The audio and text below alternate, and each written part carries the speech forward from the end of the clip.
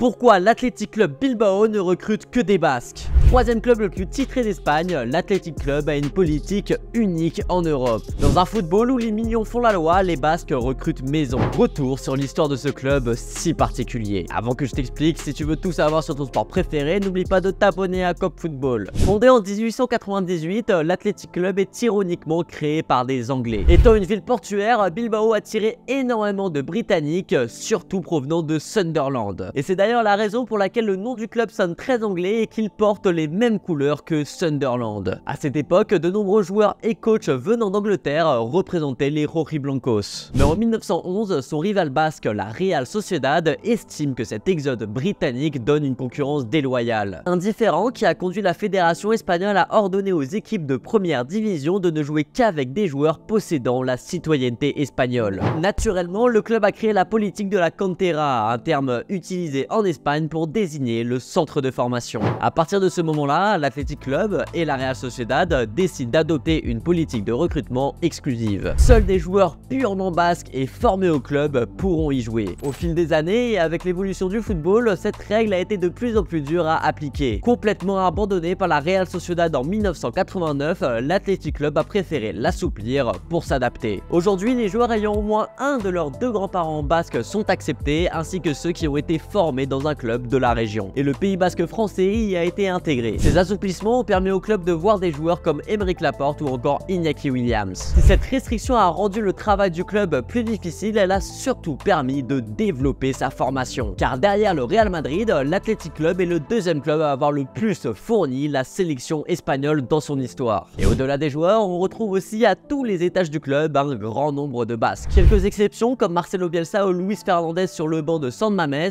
mais la majorité des entraîneurs sont de la région. Et la seule règle pour être accepté par les supporters, c'est de respecter la philosophie basque. Ce qui est assez fou avec cette fameuse règle de la cantera, c'est qu'elle n'est même pas inscrite dans les statuts du club. Elle n'est pas officielle, mais elle est en fait appliquée par pure conviction et par une volonté de garder l'authenticité et l'identité de l'équipe. Et jusqu'ici, ça a porté ses fruits puisque malgré les périodes creuses, Bilbao est le seul club d'Espagne avec le Real et le Barça à ne jamais être descendu en deuxième division. Véritable modèle dans le football, de par sa gestion et sa formation, le club a un lien très proche avec ses socios. Et toi, est-ce que tu connaissais la politique de la cantera? En tout cas, dis-moi ce que t'en penses en commentaire.